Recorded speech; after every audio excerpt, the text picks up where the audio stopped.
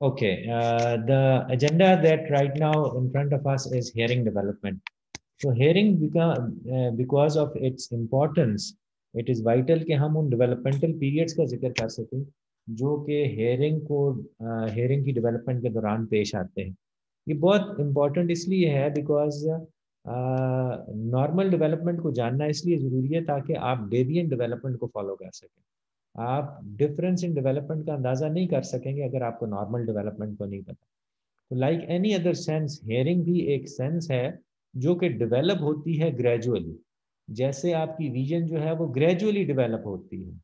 एक बच्चा जब पैदा होता है तो उसकी विजन अच्छी नहीं है, ग्रेजुअली वो उसको डेवलप करेगा और इम्प्रूव करेगा. लाइकवाइज उसकी हेयरिंग है, उसकी सेंस ऑफ टच है, उसका सेंस ऑफ टेस्ट है, सेंस ऑफ स्मेल है, ये सारी की सारी सेंसेस डेवलप करती चली जाएंगी विद प्रोग्रेस इन टाइम. तो इसका हम जिक्र करते हैं. इस स्लाइड को गौर से अगर आप देखें तो it tells you very clearly कि हेयरिंग जो है, hearing impairment is basically a fault in anatomy. It's some sort of a fault in physiology or some pathological condition. तो anatomically फर्क हो तब भी साइकोलॉजिकल फिजियोलॉजिकली भी हो या पैथोलॉजिकल कंडीशंस कोई भी हो, वो आपको आपके कान को उस तरह बिहेव नहीं करने देती जिस तरीके से it was made for it. लेकिन इस किस्म की सिचुएशन को हम इम्पेयरमेंट कहेंगे. तो hearing impairment when severe enough and renders a permanent inhibition of the function of the particular organ causing a handicap which leads to disability. ये एक कॉन्सेप्ट है जिसके बारे में आपका जानना इसलिए ज़रूरी है कि आपको पता चलेगा कि इम्पेयरमेंट अगर बहुत ज़्यादा सवियर हो जाए तो वो एक हैंडीकैप की सूरत इख्तियार कर लेती है और हैंडीकैप के बाद वो डिसेबिलिटी बन जाती है. तो ये डिसेबिलिटी का प्रोग्रेशन आपको नज़र आ रहा है कि हम उसको स्टार्ट करते हैं, कोई भी चीज़ इम्पेयरमेंट से स्टार्ट होती है, लेकिन इफ़ इट रिमेन्स अनअटेंडेड तो हो सकता है कि वो एक हैंडीकैप और एक डिसेबिलिटी की शक्ल इख्तियार कर जाए. तो impairment can lead to disability. yes, it can lead to disability, and especially when it is not intermediated और उसको आप फिक्स करने की कोशिश नहीं करते, so the problem actually increases और जो उस शख्स की डिसेबिलिटी है वो इमर्ज हो जाती है. सो इस डिस्कशन के बाद एक और चीज़ हमें जानना ज़रूरी है कि इम्पेयरमेंट इज़ रिवर्सिबल. इम्पेयरमेंट जो है वो रिवर्सिबल हो सकती है. ठीक है, हम उसको रिवर्स कर सकते हैं. और अगर आप उसकी सिवेरिटी लेवल बढ़ता चला जा रहा है तो फिर अनफॉर्चुनेटली शुरू में तो आपको हैंडीकैप नज़र आएगा कि कोई शख्स ये काम नहीं कर सकता, लेकिन ग्रेजुअली वो हैंडीकैप जो है वो उसकी डिसेबिलिटी बन जाएगा और he will actually remain unable to perform and make use of that particular organ or structure, और वो उसको हम कहेंगे कि ये अब इसकी डिसेबिलिटी बन गई. So a disability has much of the psychological factors as well. कि when the person tends to understand, okay, I can't do it, मैं ये काम नहीं कर सकता. इम्पेयरमेंट के लेवल पे हम उसको इनकरेज कर सकते थे, लेकिन अगर वो हैंडीकैप हो गया और फिर अल्टीमेटली डिसेबिलिटी की फीलिंग उसके अंदर डेवलप होती चली जाएंगी विद टाइम.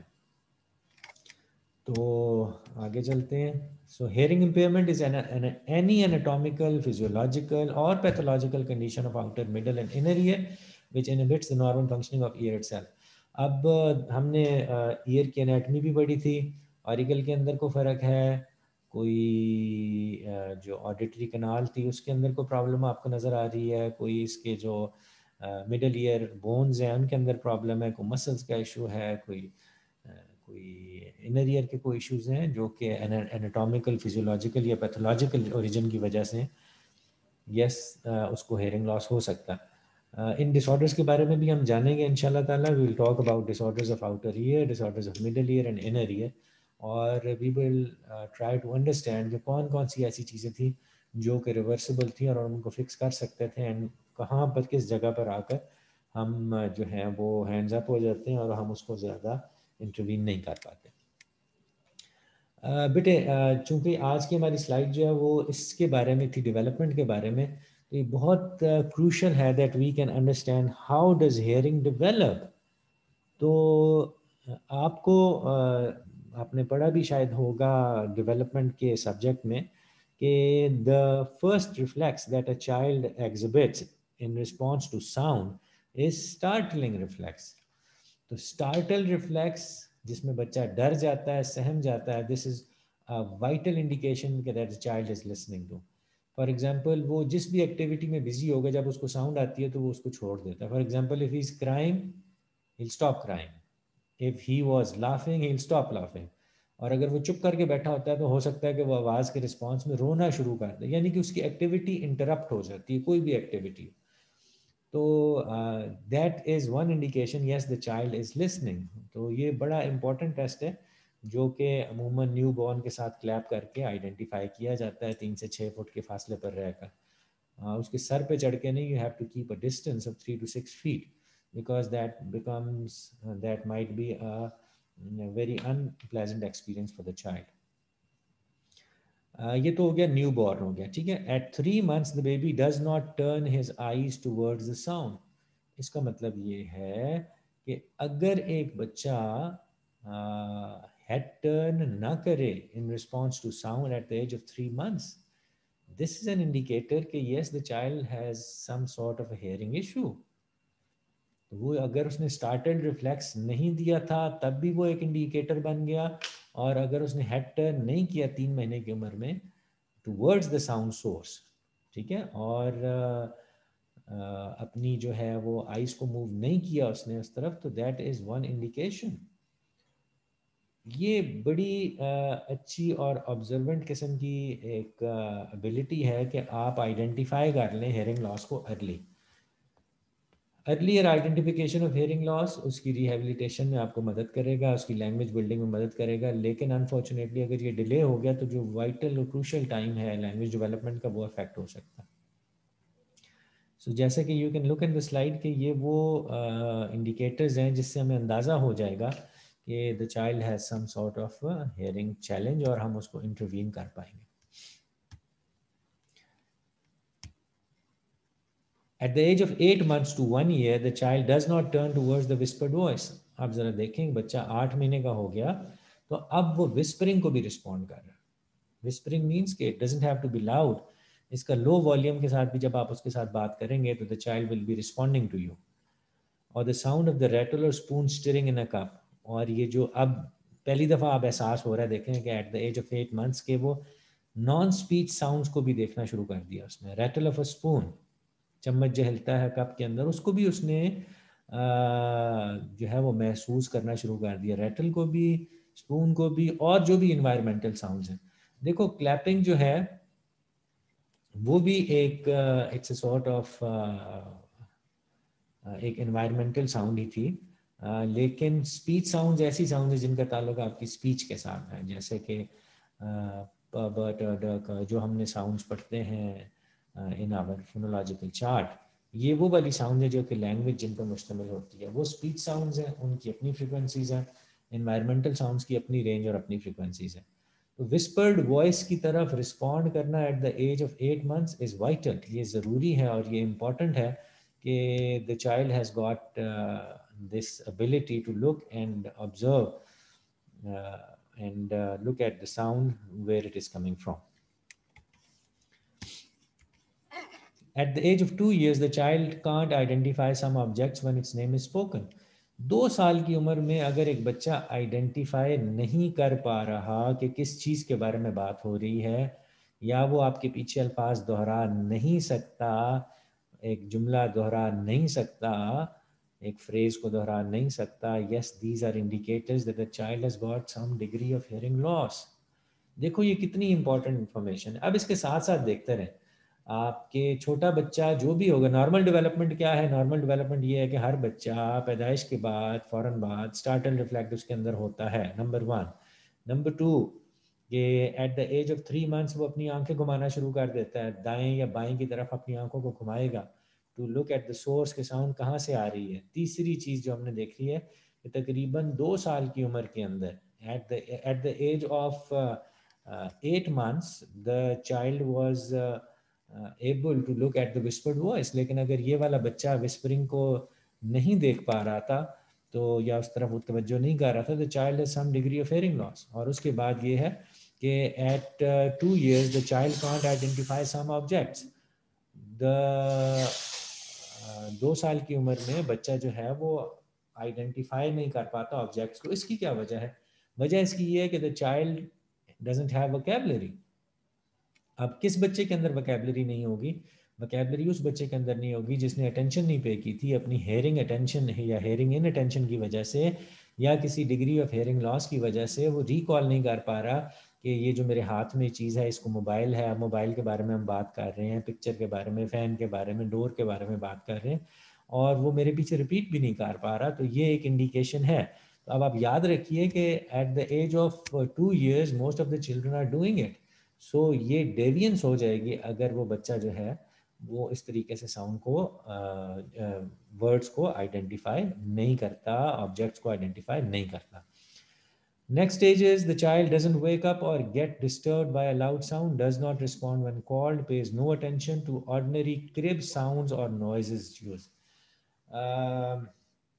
इससे जो एक और इम्पॉर्टेंट एंगल है वो ये है कि बच्चे को शोर के सूरत में जागना है ना, कोई भी ऐसी साउंड जो कि अनयूजुअल हो आपको नींद से जगा देती है।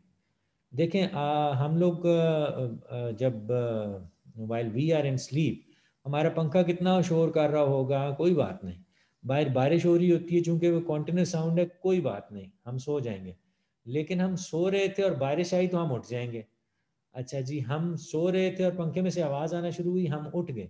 इसका मतलब ये हुआ कि अनयूजुअल साउंड जिसके साथ आपके ईयर्स जो थे वो ट्यून अप नहीं थे, जैसे ही वो साउंड आएगी तो आपके अंदर एक रिफ्लेक्स पैदा होगा। तो ये वाला बच्चा एक ऐसा बच्चा है, इसको हम उठाने की कोशिश करेंगे लाउड साउंड से तो ये नहीं उठेगा।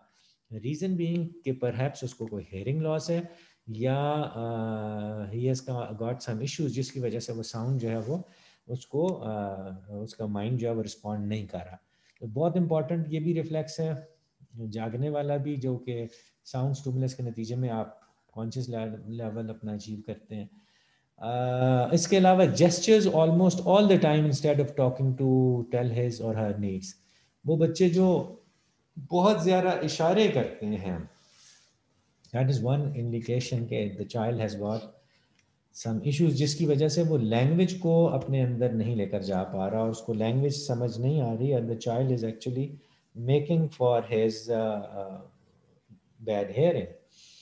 The child has a history of upper respiratory, repeated upper respiratory infections हो तब भी एक बच्चे के अंदर टेंडेंसी बढ़ जाती है। देखो जब हम एनाटॉमी पढ़ रहे थे तो हमने देखा था कि यूस्टेशियन ट्यूब जो थी वो नेजोफेरिंग से स्टार्ट होती थी और मिडिल ईयर के अंदर जाती थी।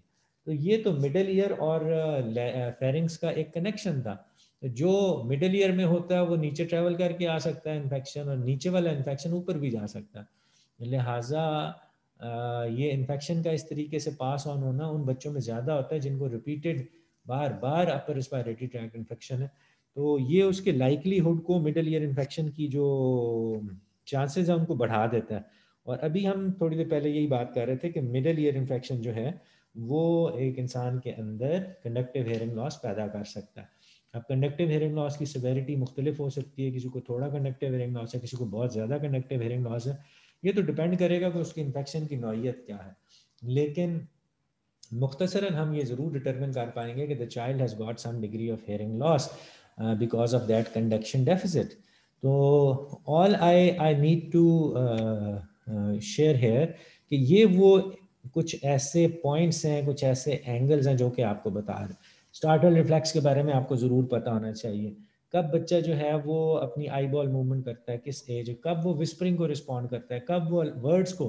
देखो 2 years की एज में बच्चे को वर्ड्स को रिस्पॉन्ड करना है, अगर वो रिस्पॉन्ड नहीं कर रहा, वो चीज़ों को नहीं पहचानता, जब उसको कहा जाता है कि जाओ मोबाइल ले आओ और वो मोबाइल नहीं लेकर आ रहा, that means the child doesn't know what you are saying. उसको मोबाइल का नहीं पता, उसको डोर का नहीं पता। अच्छा, यहाँ पर एक और बड़ी इंटरेस्टिंग चीज़ आती है, और हमने चूँकि हमारे पास साइकोलॉजी वाले लोग भी हैं, तो बहुत सारी ऐसी डेवलपमेंटल डिसऑर्डर्स हैं जिनमें कि ऐसी सिचुएशन हमें नज़र आना शुरू हो जाती है। फॉर एग्जांपल ऑटिज़म के केस में अगर आप देखें तो ये एक जो है डेवलपमेंटल है, और इसके नतीजे में होता क्या है, इसके नतीजे में होता यूँ है कि the child actually tend to lose his language, उसकी लैंग्वेज जो है वो कम होना चाहती है, कम होती जाती है एज द टाइम प्रोग्रेसेस। तो बाज़ औक़ात हमें ये शक ज़रूर पड़ता है कि बच्चे को हेयरिंग लॉस तो नहीं हो गया, और उसके हेयरिंग लॉस के हम टेस्ट करवाना शुरू कर देते हैं। हालांकि जो ये वाला फैक्टर था, this was a totally different scenario, और ऑटिज़म जो है वो हेयरिंग से बिल्कुल मुख्तलिफ है। यहाँ पर तो उसको आवाज़ नहीं आ रही थी ना, वहाँ पर वो आवाज़ों को रिस्पॉन्ड नहीं कर पाता। तो ऑटिज़म हो या हेयरिंग लॉस हो, यू नीड टू अंडरस्टैंड कि there is a slight difference in it, और इस डिफरेंस को अगर आप रूल आउट नहीं करेंगे तो you will not be able to identify the issues linked. Okay, now we'll be talking about some responses that the child performs. एक second मुझे दीजिएगा बच्चे, आप कितना डिस्टर्ब कर रहे हैं।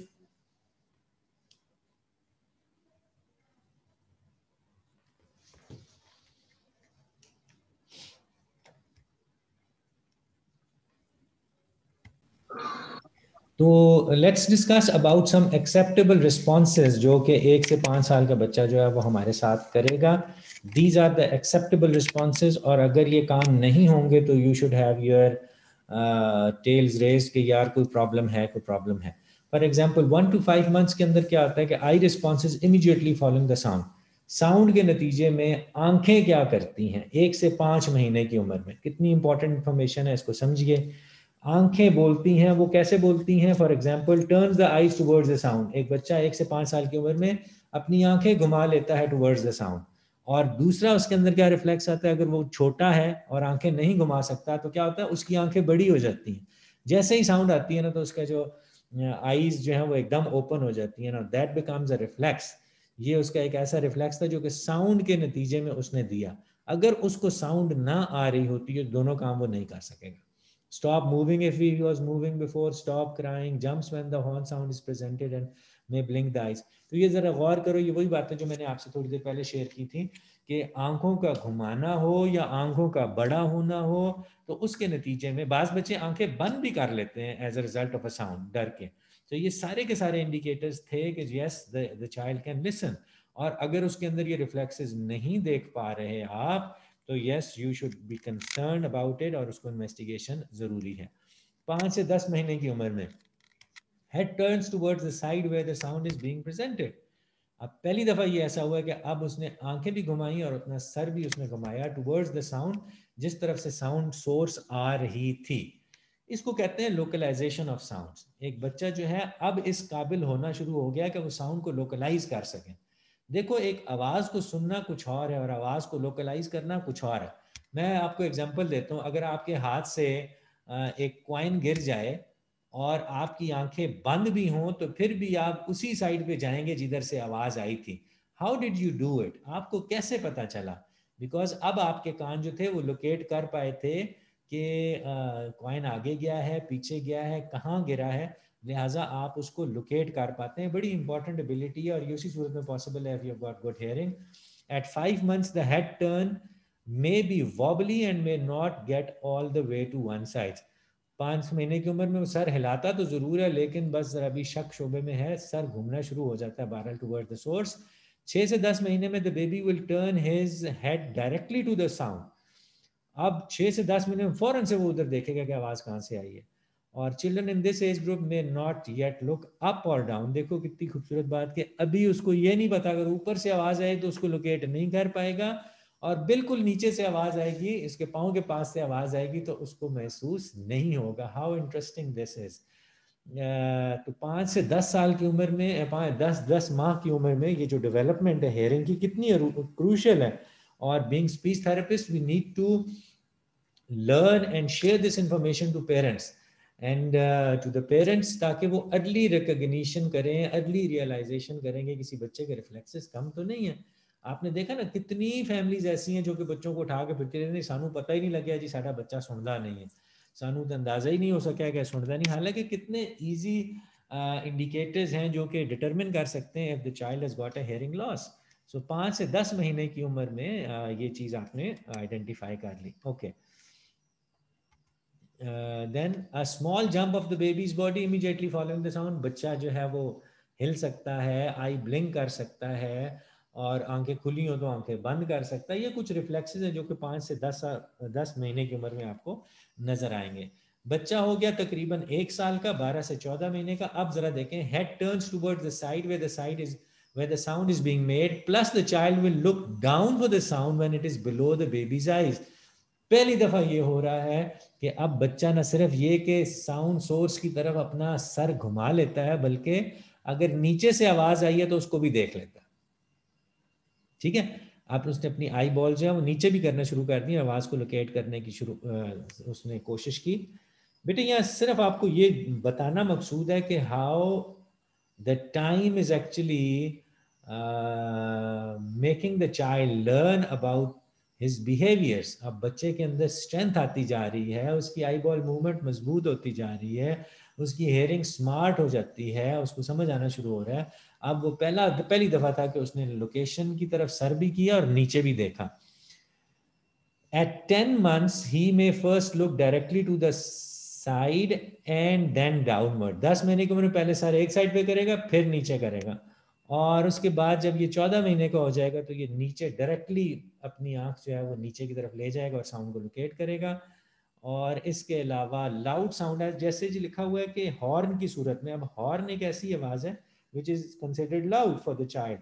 तो ये जो लाउड साउंड है, जब इसको सुनता है बच्चा तो उसको एकदम उसके ऊपर he might shake, he might jump, या उसके अंदर कोई ऐसा रिफ्लेक्स होता है जो कि अनयूजुअल है।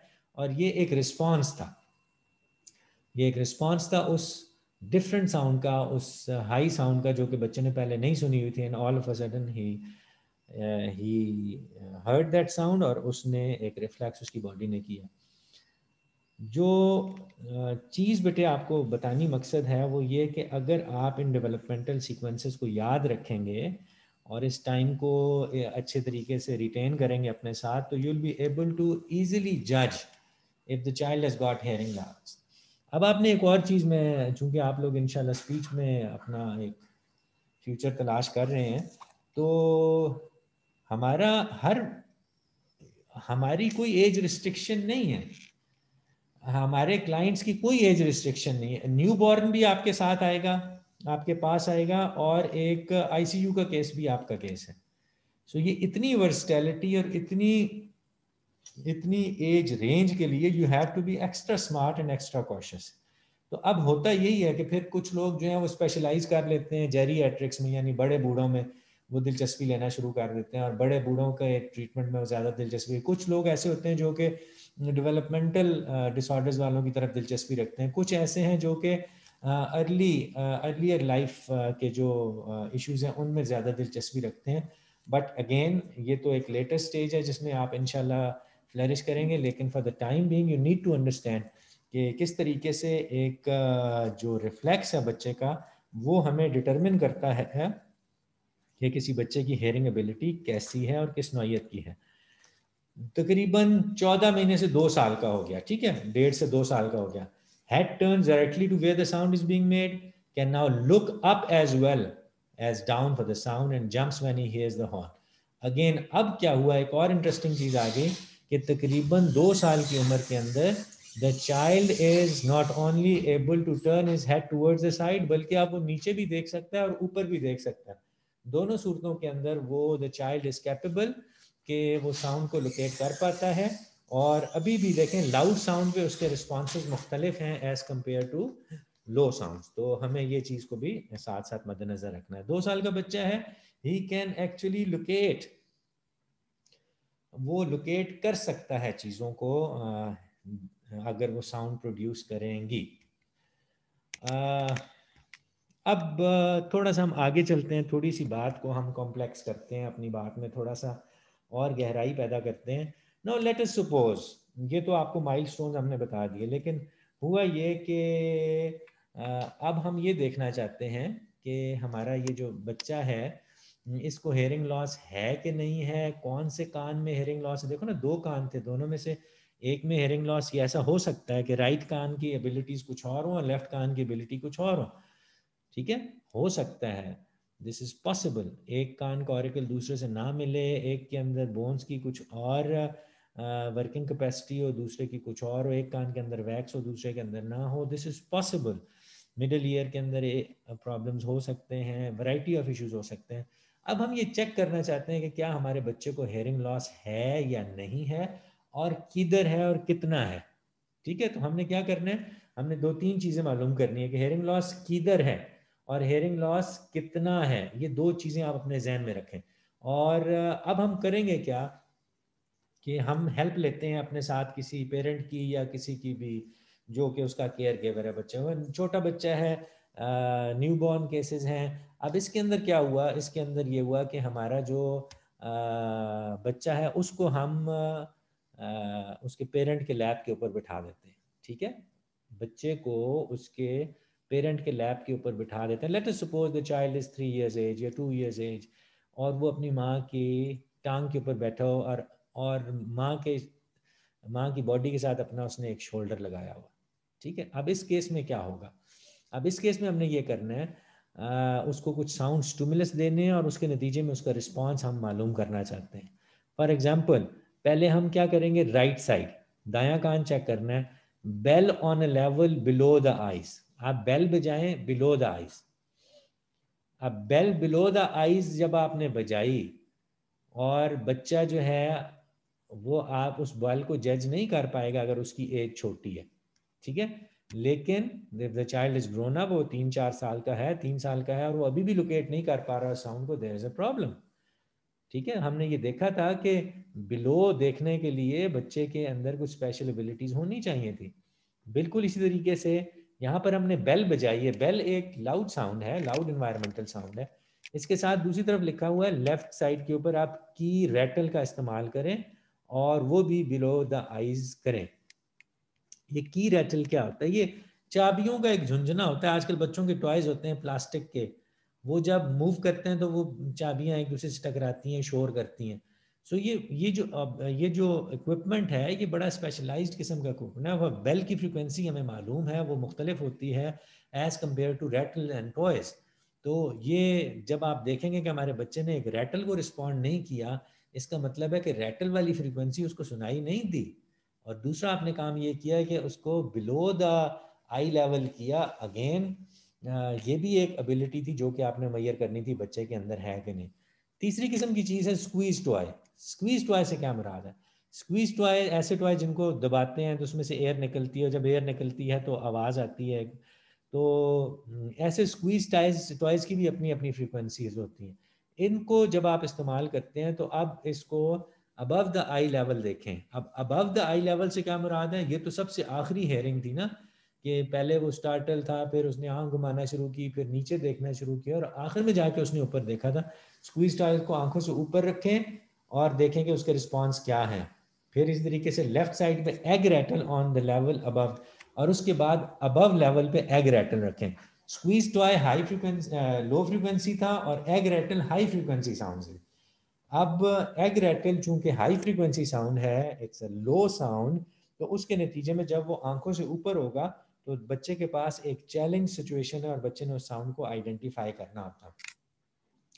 अच्छा, बच्चा इसमें ये नहीं बता सकेगा आपको कि जी मुझे आवाज़ आ गई है, वो है बाजा, वो है फलानी चीज़, लेकिन उसके अंदर जो चीज़ देखने वाली है वो ये है कि बच्चा जो है कोई रिफ्लेक्स देगा आपको। For example, he might move his head, he might move his eyes, he might give you an indication कि हाँ मैंने ये आवाज़ सुनी है। तो ये बहुत इंपॉर्टेंट है कि चूंकि दो लोग ये टेस्ट कर रहे हैं तो पेरेंट ने बच्चे को उठाया हुआ है, लेकिन आप ये चीज़ें प्रेजेंट करते हैं, यानी एक बंदा जो ये चीज़ें उसको बता रहा होगा, दूसरा बंदा बेशक एक साइड पे बैठ के नोट्स भी ले सकता है कि इसने इसके ऊपर ये रिस्पॉन्स किया और ये रिस्पॉन्स किया। अब तो बड़ा इंटरेस्टिंग तरीका हो गया, अब तो हम इन स्टेजेस से गुजर गए। अब तो मोबाइल है जी, आपके कैमरे लगा हुआ है, जो भी बच्चे का रिस्पॉन्स होगा वो रिकॉर्ड हो जाएगा, आपको पता चल जाएगा बच्चे ने किस किस्म का रिस्पॉन्ड किया है, उसकी आईज ने लोकेट किया है या नहीं किया। All noise makers except the horn should be presented at 3 feet behind the baby. Use a yardstick or a string to measure the distance. ये 3 फुट का फासला जो है ना, ये बड़ा इंपॉर्टेंट है। क्योंकि 3 फुट के फासले से अगर आप करीब रहेंगे तो उसके बहुत सारी फैक्टर्स हैं। फॉर एग्जांपल 3 फुट के फासले से आप अगर करीब रहेंगे तो हो सकता है कि वो आपकी हाथ की मूवमेंट से ज़्यादा अट्रैक्ट हो रहा हो। मिसाल के तौर पर जी आपने अपनी चूड़ियाँ पहनी हुई और जब आपने हाथ हिलाया रैटल वाला तो रैटल से ज़्यादा आपकी चूड़ियाँ छनकना शुरू हो गई। सो इन तमाम चीज़ों का आपने ख्याल करना है, नंबर 1। नंबर 2, कोई ऐसी फॉर एग्जांपल आपने नेल पॉलिश लगाई हुई और बच्चा जो है वो कलर से एक्साइट होता है, हो सकता है कि वो आपके कलर को रिस्पॉन्ड कर रहा है और साउंड को रिस्पॉन्ड ना करें। सो बेहतर ये होता है कि फासला रखें, बहुत ज़्यादा करीब भी ना जाएं। 3 फीट का फासला इसलिए भी रखा जाता है बिकॉज हम उसकी हेयरिंग चेक करना चाहते हैं। ये जो 3 फीट की हाइट जो डिस्टेंस है ये किसी खास फ्रीक्वेंसी के साथ जब रिलेट करता है तो उसका इंप्रेशन कुछ और होता है। फॉर एग्जांपल यही रैटल की आवाज़ अगर आप बिल्कुल उसके कान के साथ करेंगे तो उसका रिस्पॉन्स कुछ और है, और थोड़ा सा दूर कमरे से बाहर निकल जाएंगे तो उसका रिस्पॉन्स कुछ और होगा। तो feet and distances do matter.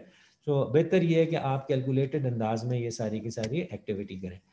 The horn should be presented 6 feet behind the year, behind the year being tested. और ये दोनों चीज़ें जो हैं, हॉर्न हो या रैटल हो, आपने बिहाइंड द बेबी करना है, यानी कि बच्चे को ना पता चले। अब मैं इसको रीफ्रेज करता हूँ, इस तमाम सिचुएशन को मे बी आप क्या समझ रहे हैं। The child is sitting on the mother's lap, ठीक है। The child is the child is either touching her shoulder with the mother's body, या अपनी बैक जो उसने मदर की तरफ की हुई है। आप उस बच्चे के सामने हैं और आपका एक और साथी जो है वो बच्चे के पीछे है। ये जो रैटल शेक करेगा, ये जो बाजा बजाएगा या ये जो हॉर्न बजाएगा, ये बच्चे की पीछे वाली साइड पे है। उस बच्चे को अंदाजा नहीं है कि उसके पीछे भी कोई खड़ा ये साउंड्स प्रोड्यूस कर रहा है। आपने बच्चे से उसकी आई कांटेक्ट लेना है और पीछे वाले ने साउंड प्रोड्यूस करनी है और आपने नोट करना है कि हुआ क्या है, बच्चे ने किस किस्म का रिस्पॉन्स किया, क्या उसने पीछे मुड़ के साउंड को लोकेट किया या नहीं किया, क्या उसके अंदर कोई रिफ्लेक्स पैदा हुआ या नहीं हुआ। Make sure that the noise makers cannot be seen by the baby before, during and sound production। तो ये आपने ज़रूर ख्याल करना है क्योंकि बच्चे डिस्ट्रैक्ट भी हो जाते हैं ना। हाइपर एक्टिव बच्चा होगा और वो कलर से अट्रैक्ट होता है या किसी शेप से, तो अगेन उसके बिहेवियर्स में फ़र्क आ जाएगा।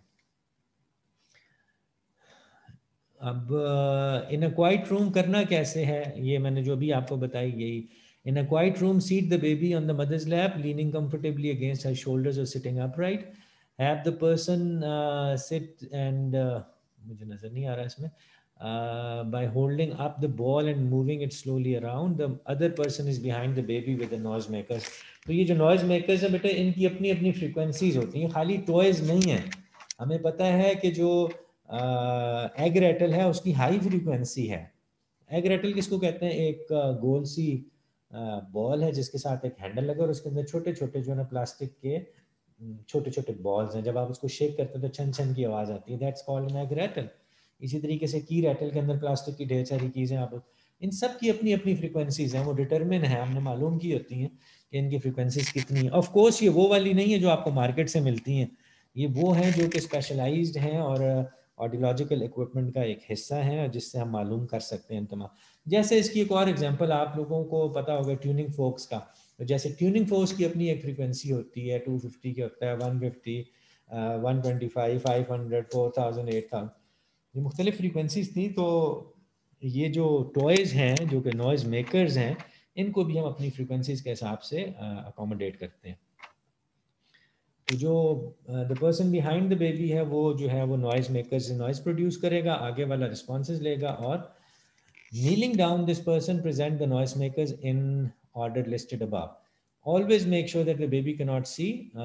The person in the in front records the baby's response। तो ये कुछ टेस्ट थे जो कि आपने जहन में रखने हैं। Then we have got one tested test। अगर आप अकेले हैं और सिर्फ पेरेंट है और आपका दूसरा साथी जो जिसने कि नॉइज़ मेकर्स करने थे वो नहीं है, तो अब आप क्या करें कि follow the same order of presentation, वही करें जो कि ऑर्डर ऑफ प्रेजेंटेशन वही रहेगा जो कि जैसे आपको पहले बताया है।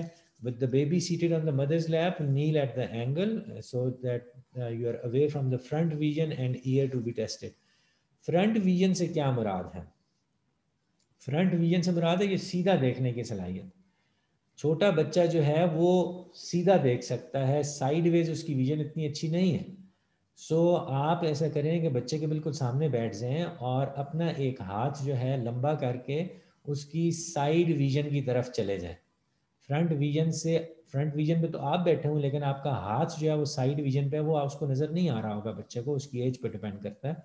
Holding the ball in front of the baby, lean over as far as you can towards the ball so that the baby looks back and forth from the ball to you। सबसे पहले आप उसकी जो attention है उसको थोड़ा सा distract करने के लिए आप क्या करेंगे, अपने साथ एक कोई टॉय रखें जिसमें कि बच्चा जो है, बच्चे का फोकस सारे का सारा बॉल के ऊपर आ जाएगा। जब बच्चे का फोकस सारा बॉल की तरफ आ जाए तो अब आप क्या करें, hold the noise maker directly on the side of the head below और above the ear to be tested. अब आप एक हाथ में तो आपने बॉल पकड़ी हुई है, दूसरा हाथ जो कि उसकी साइड विजन वाली साइड पे है, जो उसको नजर नहीं आ रहा, आप उसमें नॉइज मेकर पकड़ लें और नॉइज मेकर से शोर करें या नॉइज मेकर से नॉइज प्रोड्यूस करें। तो बच्चे के फोकस आपने आइज पे किया, इस पे किया हुआ है बॉल के ऊपर, उसकी आइज बॉल को देख रही हैं। लेकिन जब ये नया स्टिमुलस आएगा नॉइज मेकर से, तो the child should develop some response, और उसका रिस्पॉन्स आपको बताएगा कि उसने सुना है कि नहीं। Try to make the sound with little movement of the arm as possible. अपने हाथों को बहुत ज़्यादा ना हिलाएं कि आपका बच्चा जो है वो आपके बाजुओं की तरफ देखने के लिए फोकस करे। ऑब्जर्व